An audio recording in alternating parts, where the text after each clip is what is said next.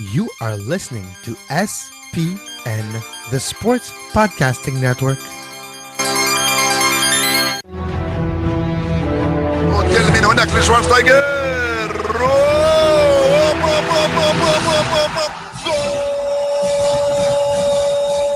Pegarle Ronaldinho Gaucho.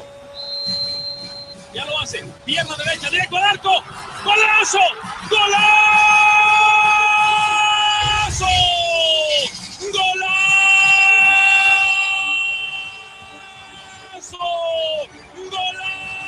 This is Soccer Today, live on SPN Radio, your new live show about the beautiful game in all its glory, with Duane, Rollins and Kevin Laramee. MLS, EPL, La Liga, Champions League, all is fair game.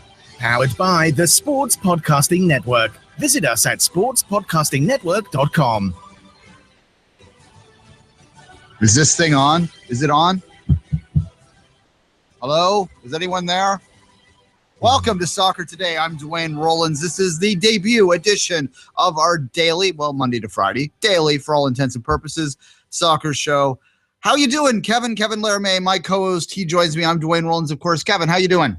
I am doing great, Duane. It has begun not only the daily show here, but the Copa this weekend. Kind of a lackluster start for the Copa, to be honest. But yeah, I've been intrigued watching a lot of Copa, and I have to say, a lot of people disguised in empty seats in the Copa this year so far.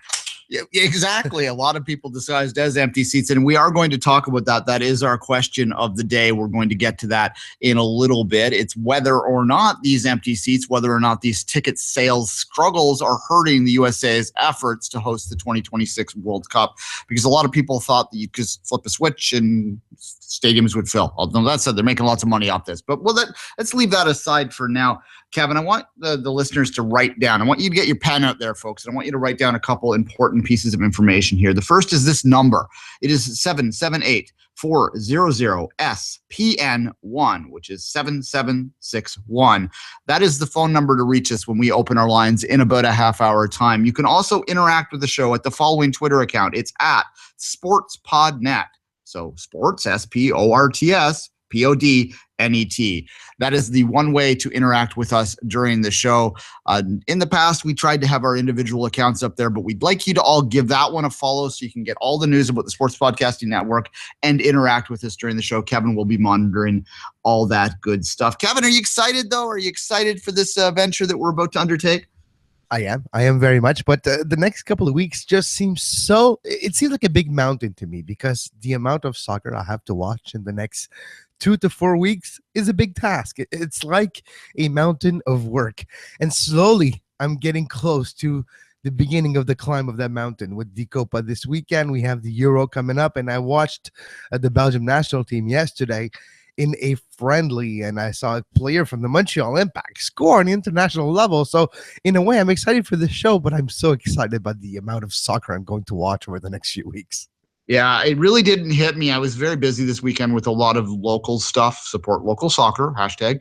I was watching a lot of League One games and so on and so forth. And I really didn't get a chance to I watched the USA game, but to not get into the Copa until last night, to yesterday, where I watched both of the games and really sort of got the fever for Copa America. It is a great tournament, even though, I have some questions about it. I had some cynicism about it. The ticket sale stuff, we're going to talk about that. We're going to talk about a certain word that still emanates around stadiums a little later on. But in terms of the football itself, that Mexico-Uruguay game last night, whoa, what a game. It had everything you'd want. Drama, bad refereeing. It was very CONCACAF. Rafa Marquez scoring a goal.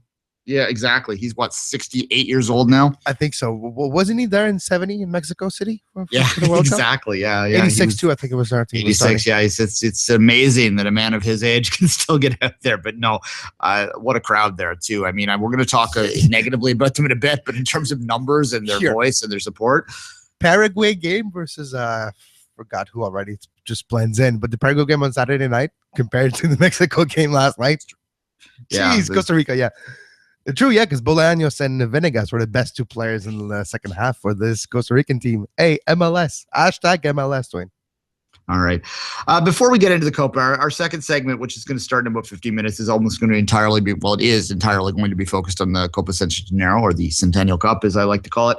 But let's do a few news items that are going around right now, and they're transfer related. It is the silly season right now, and I think that the one that a lot of people are talking about is Jamie Vardy and whether or not he is going to make the jump from Leicester City to Arsenal. He was supposed to let the Gunners know before he left for the Euro whether he would be going, but he's kind of hedging right now. We're not too sure what's going on with Mr. Vardy. Of course, the Golden Boot winner, the guy that led the miracle run of Leicester City this past year. He's not a young man. He's not like 21 years old. We all know his story, how he went through all the levels, but he's I think got a little taste of the big leagues now and wants to maybe test himself out as a big club. What are your thoughts on the Vardy situation, Kevin? Should he stay or should he go? I think it's not even up to him in a way, because if you're Leicester City, you do have to monetize your championship. And when I say this, I don't mean they already monetized it. They've got some hundreds of millions of dollars from the Barclays Premier League, from the Champions League, because they're going there next season. I'm not talking about that type of money. I'm talking about on the pitch, in the locker room, in the roster itself. You need to monetize your championship, because pragmatically, if you're a manager and you're looking at the book, that red line to keep it in the black, especially with financial fair play, you're looking at a roster that is going to be overrated next season, that players going to be paid a premium because they won this year. So if they play somewhere else, you're going to get the difference. You're going to make that money. You're going to make the profit off what you paid for them. So if you have Mahrez and Vardy, you have to choose between one of the two. And if you read between the line, they chose Mahrez. So Vardy, they released his triggered clause. His release clause was triggered by Arsenal apparently, and he's undergoing medical apparently as of yesterday with Arsenal.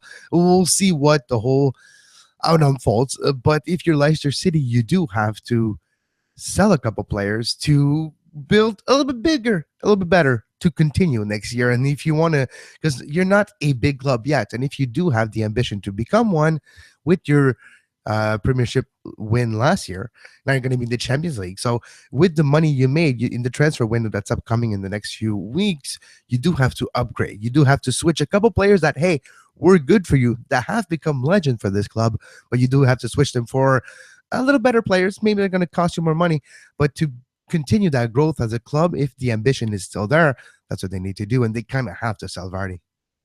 Yeah, I mean, he's not a young man, as I said, and he was a great player this past year. I do wonder whether this is sustainable, though. He played very well in that system, and if I were an Arsenal fan, I would be concerned about whether or not he could replicate his performance with Leicester this past year in terms of going down to a big club, to a bigger club. You know, I hesitate to call Leicester not a big club. I mean, compare them to, the clubs I was watching in Ligue 1 Ontario this past year, and they're very big. You know what I mean? Like, contextually speaking, though, within the context of the Big Four, the classical Big Four in the Premier League, they certainly are an outsider there. So it's a difficult question for him. You can't, on one hand, just the way that the system is in England, you can't really blame a player like Vardy from wanting to go to one of the gigantic clubs that are in that country, one of the famous clubs with the history that a club like Arsenal has.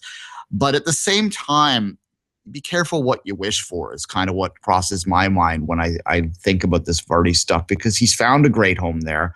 He's a legend in that community. Can this go to his head a little bit more? Can he maybe be a flash in the pan, or can he sustain this? And I'm not sure whether he goes to Arsenal and he struggles a little bit.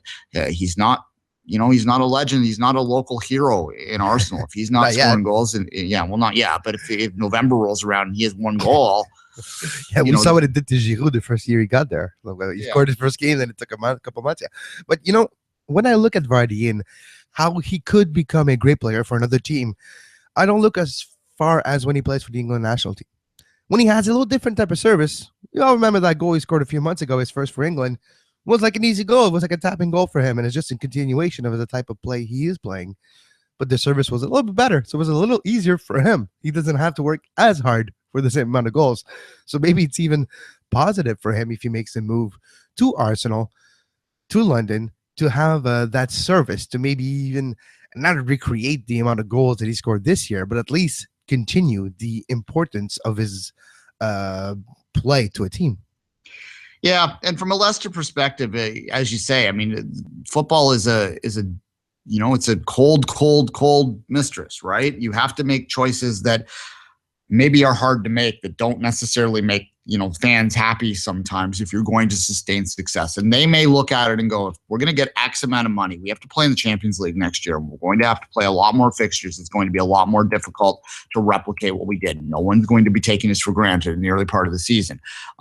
Put that aside. Leicester was the best team in the Premier League last year. That's not mince words there. They were, but can they be next year with an improved City, assumedly, with Pep coming in, with the Mourinho coming into United, with Chelsea not self-imploding?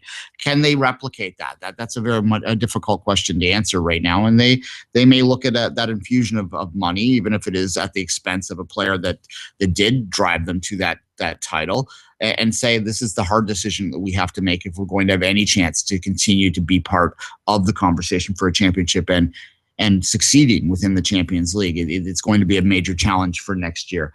All right, let's move on. I have one more quick point I wanted to get to, and that is the great Zlatan argument. Apparently, there's going to be dramatic news coming down the pipe in the next week, according to the Zlatan camp.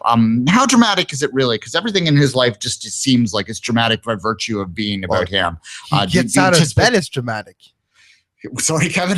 He gets out of bed, it becomes dramatic. Yeah, I know. Zlatan is up. It's that kind of thing. Just a quick thing on Zlatan. A couple of years ago, people started to making fun of how he was portraying himself, and he just went with it. The guy was like, really? Okay, I'll just go all out with it. I'll go full heel, and I'll go and use what you guys say of me to make a better name for myself.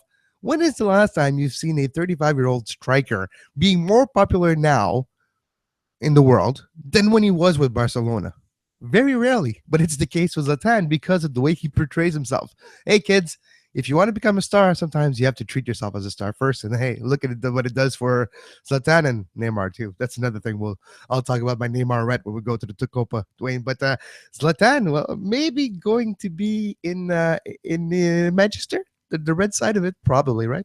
Yeah, look, as a if anyone's tuning in new, I'll just let you in on a little secret. I am not neutral when it comes to the Premier League. I will try to present equal fronts, and I won't, make disparaging comments against every team all the time. But in the back of my head, you will never get rid of my sky blue partisanship. So just get that out there. But no, I'm not all that concerned from a partisan perspective from Zlatan going to play in the Premier League. Obviously, he was a brilliant player anyway, and obviously still has sparks that's within him. But I watched Manchester City play him, quite closely in the quarterfinals of the Champions League, and he really wasn't that dangerous in that environment. And this is a player that is at the end of his career, and I do think that it would be a bit silly to suggest that he would be the difference maker in taking United from 5th to 1st or something like that. But certainly, sorry, go ahead, Kevin. Well, I was going to say too, the Zlatan situation. We've seen this before at Inter, if I'm not mistaken. Yeah. Well, we'll see if that partnership comes to fruition. It's funny because last week there was a rumored transfer list, the transfer market shopping list by Mourinho, and you had Williams, Zlatan, and players like this, and you're like, okay, is it really that easy? You just, okay, you're Mourinho, you're coming over, okay, I want this guy, and we'll build something. Is it that easy? Is Manchester have that kind of money? It brings a lot of question to my mind to see, does Mourinho really know how to build a team now that's sustainable for more than just one run? Because in 2016, you're not talking about one run at a championship. You're talking about a 3 to 4 years to bring your club to the level that it used to be. And for that, you need, development and young guys, no? Am I mistaken here? The United way. It's how they built their famous teams. And to me, from an outside perspective, it seems like they're getting away from that a little bit in a chase to get back to a single glory. And maybe that has something to do with ownership that's not local anymore. I'm not sure, but we'll have lots of time in the days ahead on this show, Monday to Friday, daily at noon Eastern, to talk about Manchester United and their efforts to get back to their past glory. But right now, Kevin, I want to take a quick little break, and then we're going to come back and we're going to talk about our question of the day and Copa America Centenario.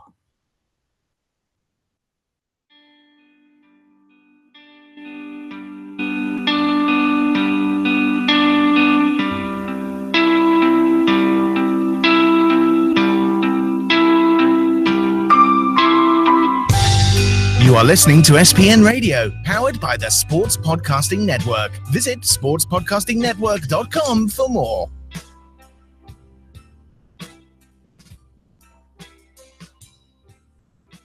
And we're back.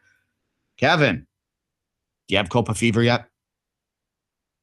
Not really, to be quite honest. I don't know if it's because I'm a guy from Montreal, born and raised, French Canadian, and the Copa Centenario is not something that really gets my blood going for now. Maybe because Canada's not in there. Maybe it's the one thing that annoys me when I saw the opening ceremony and all the tiles of the country is there. And where's mine? Come on, where is it? No surprise, come in. Like, oh, right, it's a joke. We're going to come in finally. And no, so, it's hard for me to get excited. I'm following the U.S. men's national team, and I'm looking at it, and just there, it's interesting in a way. But the players themselves of Copa don't seem to have Copa fever. So how am I supposed to watch this tournament and be intrigued when Neymar is more intrigued at swinging a bat, shooting basketball, and meeting Steph Curry than actually playing soccer? Yeah, look, in the lead up to this tournament, if you're like me and a lot of your media influences are coming from MLS-focused sites, this tournament was presented as the biggest thing ever and potentially the biggest tournament in the United States since 1994. In terms of pure numbers and money going into it, it is. But is it the most important thing that's happening there? Or is it just a money grab tournament? And that sort of speaks to our question of the day. This isn't going to be a daily feature of our show, the question of the day. I had a poll that I put out on Twitter in the morning on my personal account. We'll make sure to get it out on SportsPodNet for tomorrow as well. It allows you to sort of participate as well. And it became like 50-50. The answer to this is the last I looked. It was 51% saying no and 49% saying yes. And the question was, do the ticket sales struggles hurt the USA's 2026 hosting aspirations? Kevin, where do you fall in that almost universal 50-50 split on whether the lack of ticket sales are hurting the USA's 2026 bid? First of all, I'll just go back to, I don't know what's the fixation with, and I include ourselves in it, with soccer and North American soccer fans and attendance. But anyways, it's always the first thing that we're like, oh, there's nobody in the stands. They're going to take the sport away. It's not going to happen. But to go back to your question, Duane, the way the Copa was sold, not necessarily sold in the same ticket sales infrastructures that the MLS fans are used to and all that. And it's not venues that are usually made for soccer. It's not market that are always necessarily used for soccer.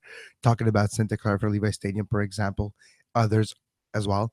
So that being said, when you're doing a tournament like this, and we can use what we have seen in our neck of the wood, which right now I would compare those two tournaments without necessarily being that way off, and that's the Women's World Cup last year. Attendance-wise, the way that the tickets were sold in Canada, they were sold on many different levels, from the soccer associations to long-time ticket sales in advance. And the way this tournament was put together, it just wasn't possible to do long-term ticket sales. And that it's a lot. We don't necessarily understand sometimes, but to put 15,000 people in a stadium, it's a lot and a lot of work from the sales department of every MLS and ASL and USL team. And sometimes we think, oh, it's such a big tournament, they'll have Messi, so we'll just open up the phone lines and the website and everybody's going to buy a ticket to, of course, everybody's going to come. It's not that simple. Exactly. I just did an update of the Soccer Today question of the day poll, which again is on currently. If you want to find it and vote, it's at 24th minute, 24th minute. My personal account. As I said, we'll get that out on SportsPod.net tomorrow. But right now, with just a little under 100 votes cast in the last couple hours, we have 53% saying that the weak ticket sales are hurting the USA's 2026 World Cup hosting chances, and 47%, of course, are saying that no, they are not. I tend to fall, Kevin, more on the no side. As you said, we get a little obsessed on ticket sales sometimes in North America. I see it all the time. Like, that's one of the things that makes me crazy. You go on places like Reddit or Big Soccer or whatever, and you'll have all these pissing matches between MLS fans about who has more fans in the stands. And you see it in Canada too, on the national team, like whether Vancouver outdraws Toronto or whether Montreal can get the numbers and stay. Who cares? If you're there, you're happy. You want to build the sport across the entire infrastructure and everywhere. So putting that aside, though, and getting back to Copa, the ticket prices were outrageously priced. And for a lot of fans, particularly if you're a South American-based fan, you might look at those ticket prices. You might look at the fact that there's been 3 tournaments in 4 years for the Copa America and say, you know what, I'm just going to watch this one on TV. Because the TV values are going to be outstanding. They're going to be amazing because it's in the U.S. and they can put all that stuff forward. And all of those factors are going to ultimately be there in a 2026 bid. The other thing, too, when you look at 1994, and everyone's going to compare it to the 94 World Cup, which is a World Cup that I remember well. It's one of the first of my adult life that I can recall. I was in university at the time. I just started. And it was a different era, right, Kevin? Like, I don't know whether people necessarily would go in the same numbers even to a World Cup in the U.S. that they did in 94 because it was novel and it was this world event. And do we bring up, Duane, sorry to interrupt, do we bring up the famous sport dollar question, the entertainment dollar, where now you have so much people in leagues fighting for that dollar that you're like pulled on every side, and it's the NBA finals, and it's this, and it's that, and it's, there's new Netflix. Star Wars on Netflix. You can get it on Netflix now. It's that entertainment / sports dollar is stretched to the maximum for a lot of people. And to ask them to drop $200 to go see, Peru, or to travel. I know people from Montreal that travel to San Francisco to go see Peru, not even score a goal. And we're the only one to score a goal. I know Paraguay was Saturday anyway. It doesn't matter. But you know what I mean? It's, look, thousands of dollars we're talking about now when you talk about travels and all that. And not everybody can do this. Not everybody can get excited. And when you have the Euro, when you have who knows, some people want to go to travel to the Olympics.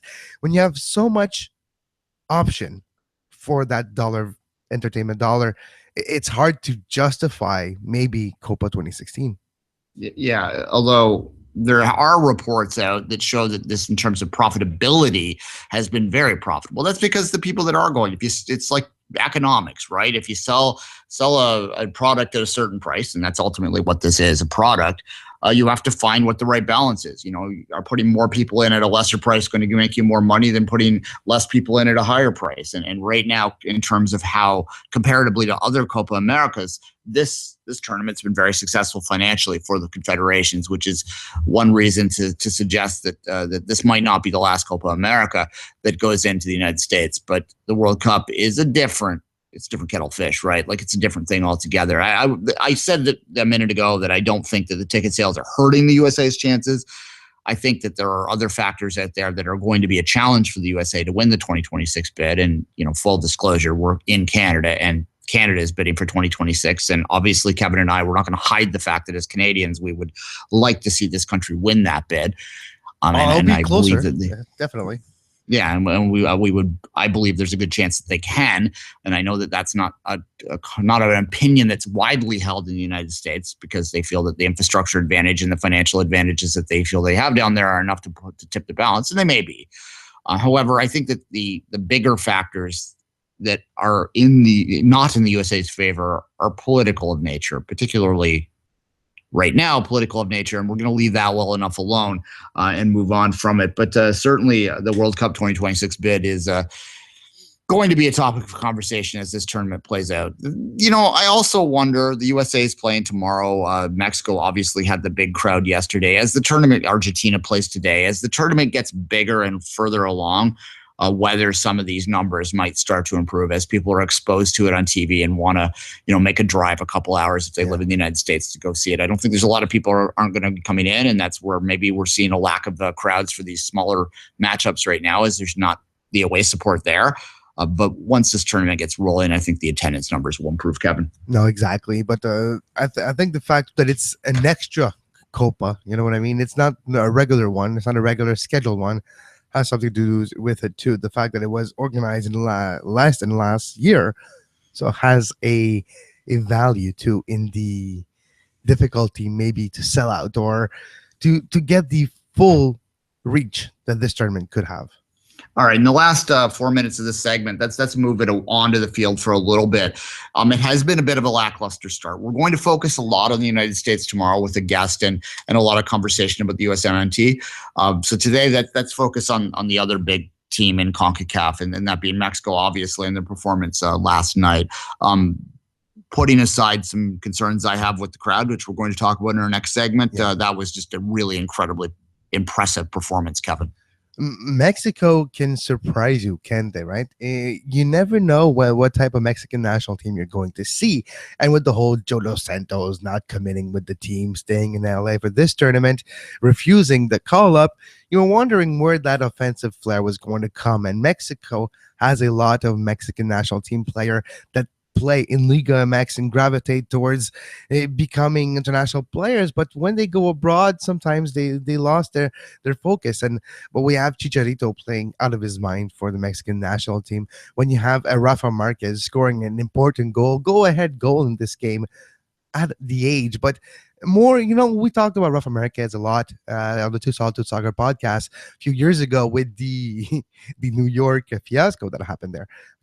Rafa Marquez is right now the type of player that is very different than what he used to be. He matured a lot, and I think he became wiser with the years and is now ready to pass on that knowledge and to show them the way to go and to lead by example, at least during that 90 minutes and on the pitch. And we've seen that yesterday. Yeah. Are Mexico the favorite? I think they might be. Oh, well, she's got Brazil and Argentina. I don't know about the favorite, but they're out there. Yeah, well, the thing about Mexico is that they've done well in this tournament in the past. The last couple Copa Americas, they've sent down secondary teams because obviously the Gold Cup had taken their priority because they want to make the Confederations Cup. So they've sent sort of B squads, for the lack of a better way to put it, down there, and they've struggled a little bit. Didn't get out of the group stage last summer. But I think that this being a full strength, they're close to a full strength squad anyway, and combining with, Brazil kind of being lackluster and Neymar, he's too busy posing for selfies with Bieber to be on the field. He's going to be in Rio for the Olympics. Don't forget obviously. Lewis Hamilton. That's a lot of star power, buddy, in the one picture. There you go. That's exactly a little F1 action there for as well. You have Argentina with, there's a lot of attention on Argentina in this tournament, but we're hearing reports today that Messi is basically having a nervous breakdown, essentially, for lack of a better way to put it. He's so overwhelmed by the amount of football that he's played over the past few years that you can understand this. He's reluctant to play. And there's also a back injury that I think is a bit of a smokescreen. So he's not expected to play today. And whether he doesn't play today, do you think maybe they just give him the group stage off and let him come into the knockout stage? That's possible. But by and large, there's a lot of questions for all these other big clubs, which combining that with the fact that Mexico is the quasi-host nation. Let's face facts here. Look at that crowd. Yeah. That might give them a possibility of win that. Maybe you're reluctant to call them the favorite, Kevin, but I will certainly say they are amongst the favorites. Is that a fair way to put it? Yeah, exactly. When you have a Uruguay as well that's struggling with form question for Suarez, so they do have Cavani still, but you know what I mean? It's a tournament that's the timing of it too is very, very early after the beginning or the end, of the regular season in Europe. In Mexico, it's kind of between kind of season, so it's fine.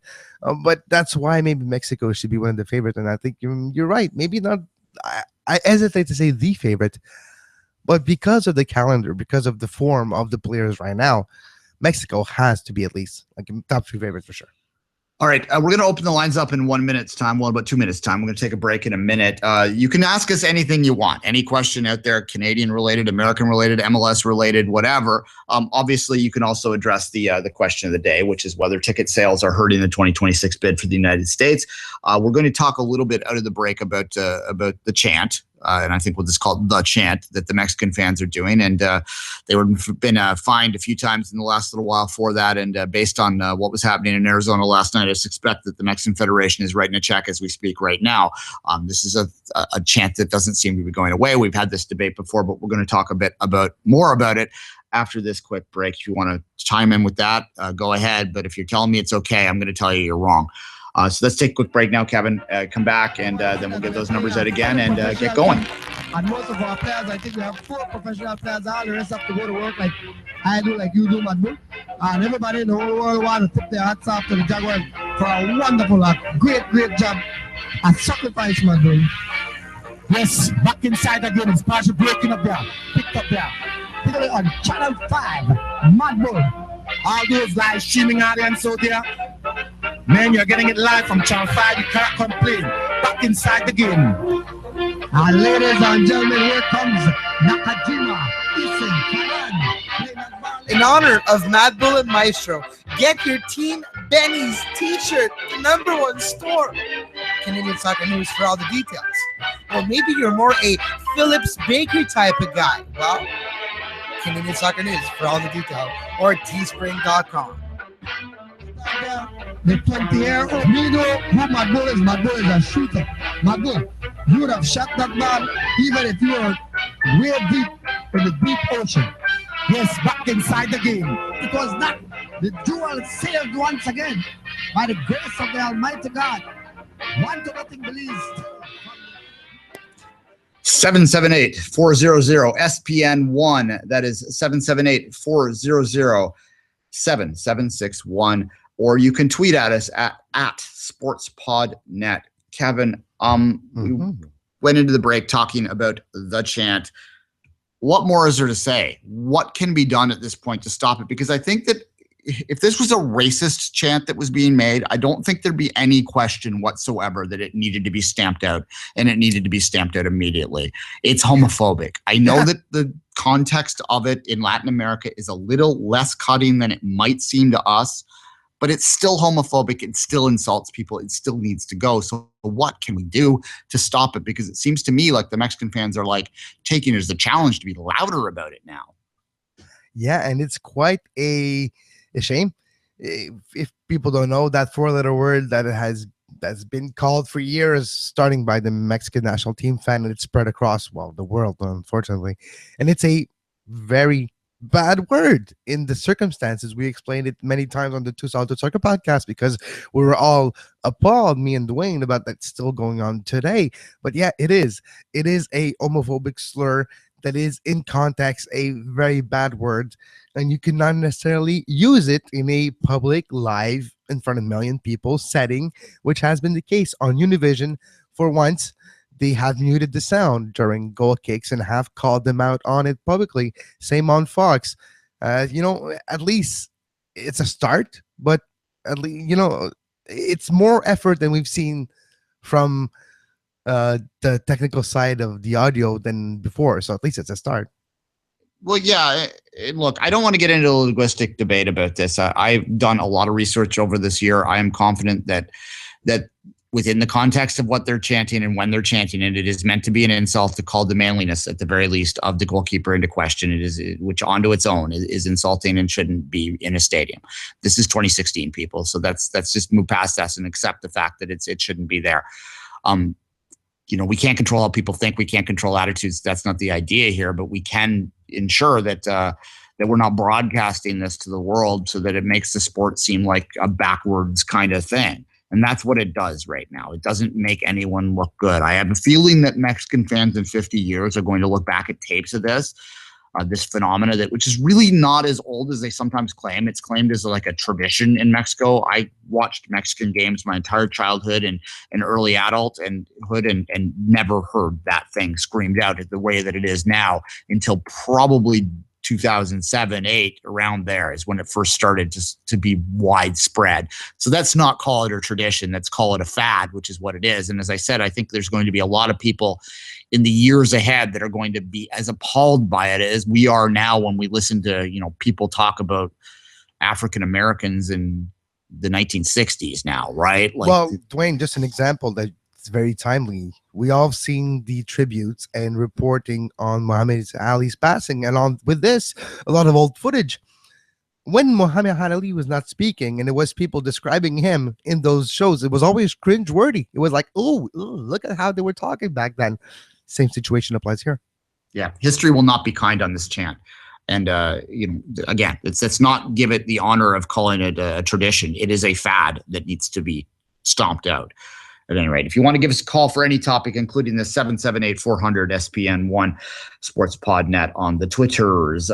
Kevin, any final thoughts on that? I mean, I guess the one way to go is what do you do? And the answer to that is you have to escalate it. And I don't know whether FIFA and CONMEBOL have the wherewithal, not CONMEBOL, CONCACAF have the wherewithal to do what needs to happen now, which let's just put the scenario out there. If they were chanting the N-word on goal kicks, what would happen? They would play a game in front of a closed stadium. Will they do that here?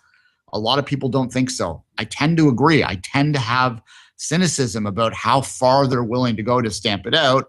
And that has to do with the fact that homophobia is still a little more accepted than racism in society today. And that's why.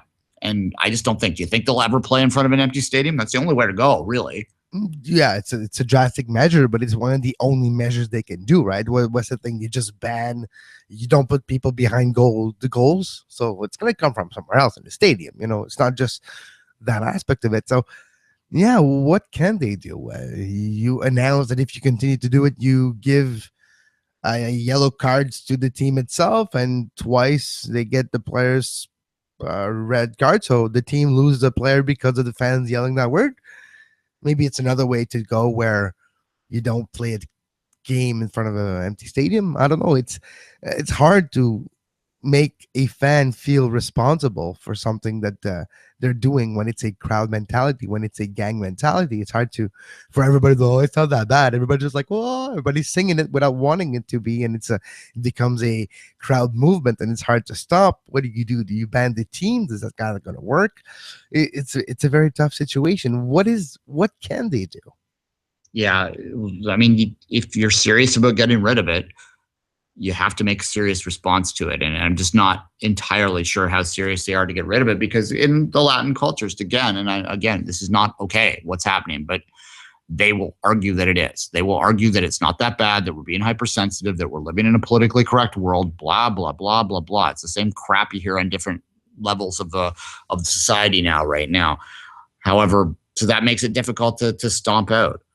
Just put yourself into the head of someone who is gay and think about how welcoming you'd feel within that crowd. And I think that if you have any humanity, any empathy whatsoever, you'll understand, even if you're not that personally insulted by it, you'll understand that maybe it's not for the best, and maybe we should be a little more welcoming if we want to grow the sport, unless you truly do hate gay people, in which case I don't really have any time for you. So we move on from that, right? No, yeah, exactly. Well put. But it's a situation where I'm surprised that we're so far in different directions. You know what I mean? In society, in certain aspect in our society, we're so tolerant, we're so open-minded, and just turn a corner in the other aspect of society where it's the exact opposite, and we're wayward thinking like 50, 100 years ago. So it's hard. It's always shocking when you see situations like this still happen without actually people doing something about it. And, the media, for once, started to do something about it, and maybe that's where it needs to start. Yeah, I mean, it's been recently. I remember I worked for The Score in 2010 on a freelance contract during the South African World Cup, and my job that time was to run live blogs during all of the games. So I by happenstance, I was assigned to the group that Mexico was in. So I heard this. It was the only thing you could hear over those damn horns. It was the only chant you could hear over the horns was them yelling that word, right? And I remember at the time thinking, like, why is no one calling them on this? Like, this is crazy that this is the only thing you can hear. And like, what a great sign. Like, we're all sick of me. But yeah, the one reprieve we get from it is, a profane word. So it's even back then I was wondering, and no one would call it out. Things have changed since then, though. I remember in 2014, a lot more op-ed pieces out there, a lot more sort of education about what the word is, because there are a lot of English speakers that don't know what the word means or don't know the context of the word. And it is a difficult word to pin down exactly what it means in English, but the context of it is pretty clear that it's an insult and it's directed towards what I said earlier. So I'm glad to see that the media has stepped up a little bit here. I think there's more work that could be done. And I think certainly on the broadcast, Univision, as you said, did call it out. Fox was not muting things out, and they weren't really referring to it very much in the broadcast I was watching yesterday. So I think more can be done to basically call them to take them to task, to call them into question, and to not call them great fans, because you're not great fans if you're insulting an entire group of people. You're being pretty shitty fans at that point. So that's what needs to happen at this point. Let's move to something a little more, well, it's serious to certain people, but a little funnier, a little lighter to end this segment while we wait. And again, those numbers, 778-400-7761. That's SPN 1 at the end, or at SportsPodNet if you want to interact with us. Uruguay, they don't have Chile's national anthem, Kevin, and that was a bit of a faux pas by the organizing committee yesterday. Well, for those that don't know, it's not an international event until an international incident occurs, right? And Yeah. at least we're glad it's the Chilean national team that played instead of the original Uruguayan, because for some moment people thought it was actually the fascist Uruguayan national team anthem back then. So it's better to have mistaken the original. Well, it would have been the best. It would have put the correct one. Well, let's put it that way. But at least the blunder didn't lead to the discussion of like a political two side of it. It's just the wrong music they put. So at least there's that. To make this a serious point, and obviously if you're Uruguayan, you're going to be a little. I mean, think about it. Like obviously, if we were at the World Cup and we're all, I often joke about Canada at the World Cup that all I want to do is just be there for the anthem. If I'm there for the anthem, they start playing the Star Spangled Banner. My God, we're going to lose it, right? Like, and that's what happened. The Uruguayan press were mad in the press box, according to people that were there. That we know, they were not happy. They were like literally complaining to everybody. What's that? Is that an insult? What did you do? It's not our music. Obviously not in English, in Spanish. But yeah, that was the feeling. Yeah, and there's some video that you can see in the stands that show Uruguayan fans quite upset at the Mexican fans and getting into some scuffles in the crowd, which was unfortunate. But nonetheless, they're angry because their national anthem's not going to be played. Chile is a rival of theirs as well. So, you have all that sort of stuff playing down. But to make it even like on a logistical level, a level that maybe if you want to be pragmatic about it, we asked earlier whether the ticket sales, that's the question of the day, whether the ticket sales would hurt the 2026 bid. I think like logistical mistakes like this are more likely to hurt it, because you can't have that happen at a World Cup. This is, you mentioned, you can't have an international tournament without an international incident. I don't know if this is quite at the level that it would be if it was at a World Cup, where it truly would be something that would be talked about all over the world. And somebody would have got fired, if not beat up, if that happened in a World Cup setting. Yeah, it can't happen again. I don't know what the answer at the time was. They really should have, as soon as they found out it was the wrong anthem, they should have stopped it. But I don't know, logistically in the stadium, it would have been hard to communicate things like that and so on and so forth. You said earlier to move past, unless you have any final thoughts on it, not much more to say. No, it was kind of, like you mentioned, funny, but not funny if you are involved or felt like it was a raw deal for your country because of the hosting situation. And then you have like not the right music and you had the press going crazy on the press box. If you were involved, if you felt disrespected, it wasn't funny at all. Exactly. All right. We have about 2 minutes before our next break. So you had mentioned a while back there that you had a Neymar rant. What was that about? Well, taking pictures, selfie, trying to swing a bat, going to baseball game, juggling that little baseball, I get it that he's making promotion for the Copa. That just tells you how serious they take that tournament, because it's between games, between days that they have to travel. He travels even more on a private jet to go to basketball game, to go take a selfie with Justin Bieber and Lewis Hamilton, but to be talking with Steph Curry at halftime and learns how to do free throws before the game. And he's not even, I'm not saying that he's not taking the tournament seriously. Well, he's not there. Well, he's not, exactly. That's the well, it's true. He's not even going to be not even in the team. So it's not that. But it's just the optics of it. People know he's only going to play for the Olympics and not the Copa. But how serious is a tournament when you're big players? We're not necessarily taking this tournament as a objective. So I don't. That's why maybe Mexico's going to win it all, because it's the only one that's taking it seriously. Yeah. Well, like with Neymar, it's just kind of I don't understand why they'd want to market with him. He's more marketing his own brand, I think. But in terms of marketing the tournament, is it not a bit of an insult to have like the star that you were intending to market the whole thing around that's not there, going around flaunting the fact that he's not there? Yeah. I also wonder how well this is preparing him for Rio, which is now. Well, it's not. Well, at least he's not in Rio, so he's safe that way. He's not have to risk with Zika and the dang fever. He's not there yet. Exactly. Before we take the break, quick, I kind of agree with Brazil's choice to leave him out of this lineup for a lot of different reasons. And because obviously the Olympics are in Rio and they're going to want to sort of avenge a little bit of what happened in 2014 with the host team and the big loss to Germany. They want to have a better performance at home. Do you agree with the choice to leave Neymar out of this tournament, Kevin? Yeah, I do, because the Olympics, if you're honest about the worth of the Copa, the Centennial Cup's value on the sporting level, the Olympics is way higher. The importance of, not necessarily just the importance, but the influence that a Neymar would have on a under 23 Brazilian team on the pitch, he can win a gold medal. Can he do the same influence by himself at the Copa level? I don't know. So just that, when you have to choose between one of the two, because the two will be very difficult to do, if impossible, time-wise, and there's no rest period, and then his whole Barcelona season is going to be wrecked. So he had to choose one of the two. I would have chosen the Olympics too, because of, well, the value of the Olympic tournament still to this day. Even though if it's a U23, if you have the opportunity to represent your country in your country and to go battle maybe for the gold medal of redemption for the Brazilian national team, maybe it's the right decision for him. Yeah. All right. We'll be talking about the Olympics a lot more in the days ahead. We will be doing live shows for 5 Rings during the Olympics. Don't know if we've announced that before. Have we announced that, Kevin? We haven't announced yet, but it's going to be on the same platform right here, SPN Radio. So you will have actually live shows during the Olympic as well.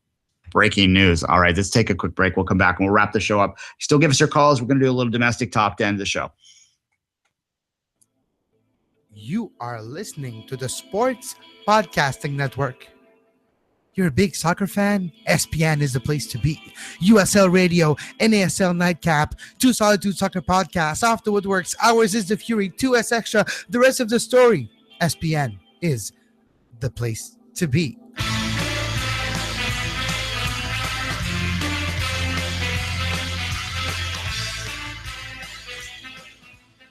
We're back. 778-400 SPN1 at SportsPodNet. Interact with us if you'd like.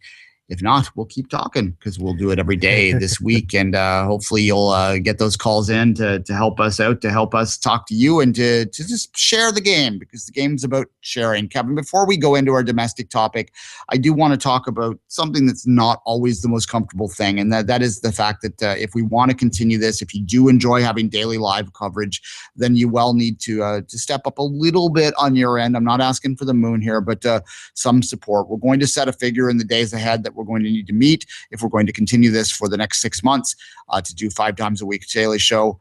But in the meantime, if you want to support all of our podcasting network, Kevin, why don't you shoot out that Patreon link and we'll go from there. The best way to support us is patreon.com. That's the financial way to support us. Patreon.com. You go to patreon.com, patreon.com/sports podcasting network. You subscribe. It could be $1 a month, $2 a month, $3, $4, $5, $10, more if you like. But if you go to the deep dive, take the $10 pledge, you will have automatic call-in capabilities where you just jump the queue if you're a insider of SPN.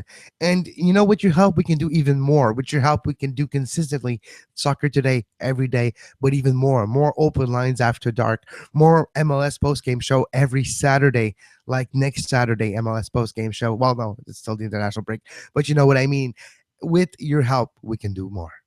All right. And if you want to make an individual one-time donation, you can do so through my PayPal at DGRollins, or DGRollins@gmail.com, or you just tweet at me and we'll figure out a way that you can help us out. There's other ways too. We've had equipment donations in the past. Lots of ways you can assist with the show. And you can. Sorry, go ahead, Kevin. And a non-financial way you can help us talk about the shows. Help us. You are in a soccer community. Spread the news, spread the good news of the Sports Podcast Network, of Soccer Today, of your favorite shows. Talk about it. Double listenership. You tell a friend about us, and that helps us maybe even more than financially as well. All right. And we will have some merchandise in the days ahead as well that you can help us out. T-shirts, people, and polos.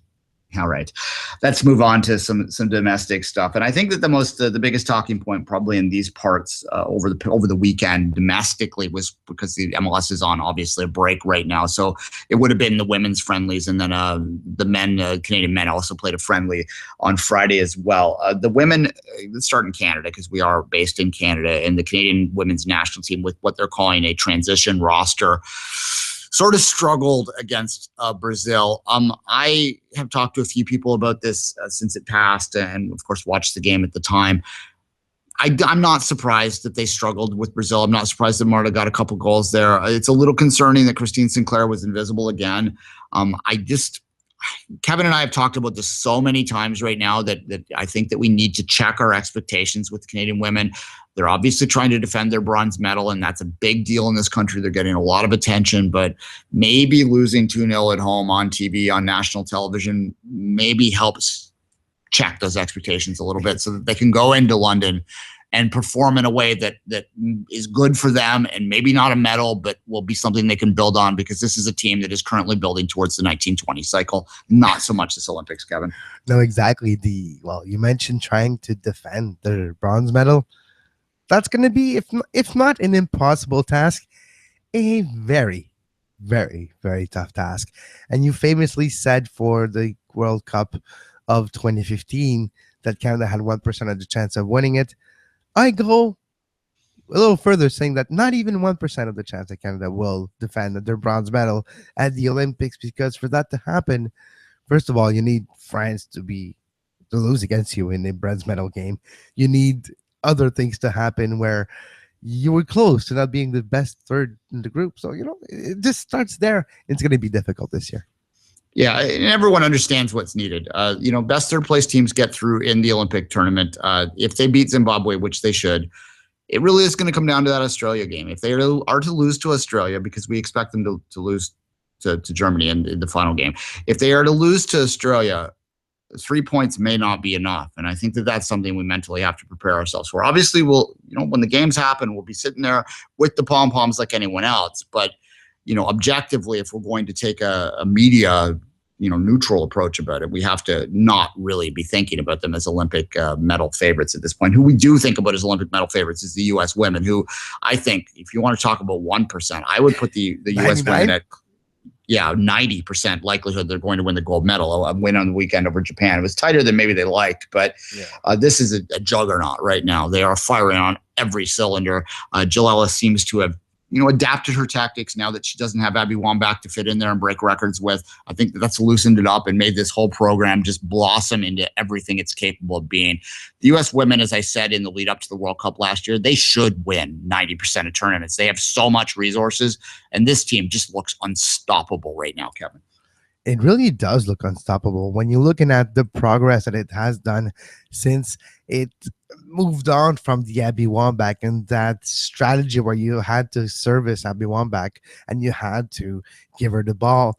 Now they're moving away from this and play, I don't want to say more collectively, because they were playing collectively, but they were playing collectively through Abby, and with not necessarily the best result. And it was, yes, they've won medals and gold cups and world cups, with Abby Wambach as the general of this team, as the goal scorer all the time. Now it's moving to a different where you have more options. You were talking about Alex Morgan, and there's a lot more than that.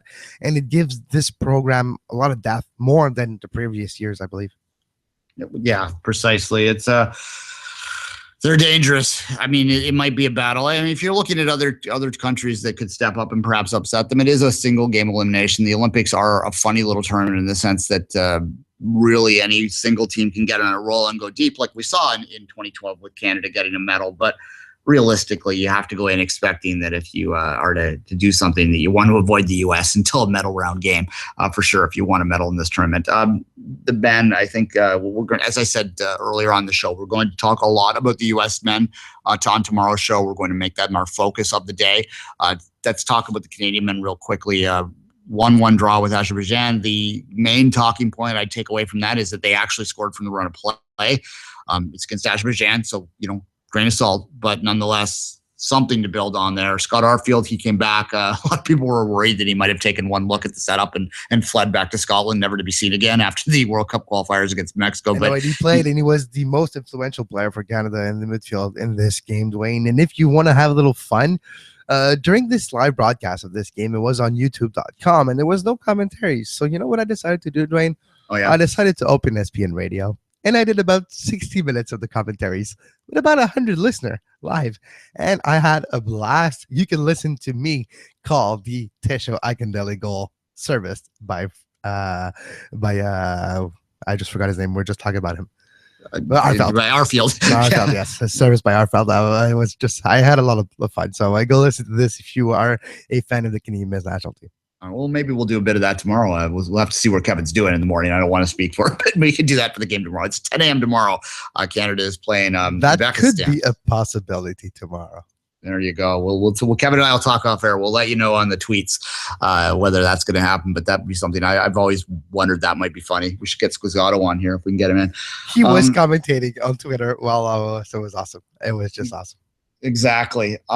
Look, a lot of people are upset. You know, obviously most Canadians would have loved to see them in the Copas. To think about that for a second, I'm of two minds of it. I would have loved to see it as a fan. Just as a pure fan, obviously, I want to be having a horse in the race. I want to be watching it. But from a development of the program perspective, I'm not entirely sure having our ass handed to us 3 times in a row at the Copa Americas would have necessarily helped develop in this. If you thought Honduras was bad, how about Brazil? Yeah. This is a program that still might be able to get to a hex based on some solid defensive performances so far. They got to go down to Honduras and get a result in September. Maybe they can, and it would kill a lot of demons if they did. But I think that realistically, any of us that have a brain in our heads and look at this Canadian national team know that we're still 3 or 4 years away from being close to where we want it to be, and that we're really just trying to continue our adventure into that hex so that we can continue to grow. So I'm not sure whether it would have helped development. It just would have been fun as a fan to watch them down there. You know, people disagree with that. I talked to people on Twitter yesterday that strongly disagreed with that and thought that having those competitive games would have really helped. But I'm just happy they're playing. And Uzbekistan tomorrow at 10 a.m. Eastern on YouTube again. You know, it's a slow grind. And for those of you that think it's an insult to have the games on YouTube, I'm old enough to remember when we were listening to kids in Cyprus listening to their radio, resetting the Voyageurs discussion board to get updates of the game. So, and hey, today I put as well on the show Mad Bull and Maestro from Balize from Channel 5.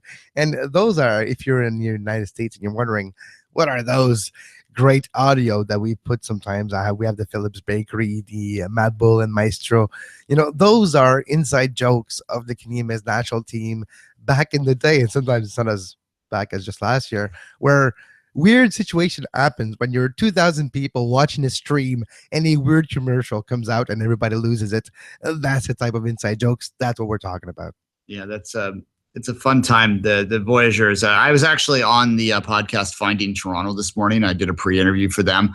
For those that are unaware, Finding Toronto is 2 Brits. They're Evertonians that have decided to discover MLS through a team, and they randomly chose Toronto FC as their team they were going to support. So they're going through this adventure this year. We had them on Two Solitudes earlier in the year, where they're just discovering it, becoming fans of a team, and et cetera, et cetera. So they had me on today to talk about the history of the Voyageurs and the history of the Voyageurs Cup. It was a fun interview to do, to just talk about that, because it's what warms the heart, really. What made us all fans is being part of that community that is the Voyageurs. Those inside jokes, those kind of shared memories that not everyone in the society that we live in North America has, right? Those are what make it special, and what keeps us coming back year after year, you know, even after bad losses in Honduras. So I had a lot of fun with that. And, you know, it's why I'll be in front of my computer at 10 a.m. tomorrow watching Uzbekistan and Canada play in a community park probably, and, you know, still caring about it way too much than I should.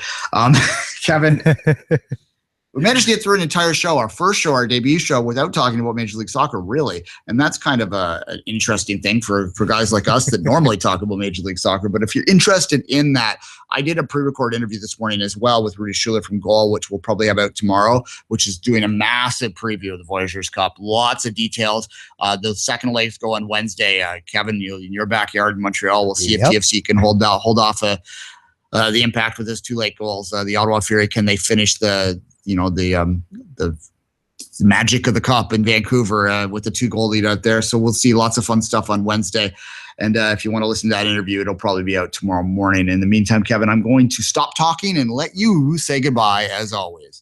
As previously talked about, we'll finish the show with Phillips Bakery. And until next time, have a great soccer.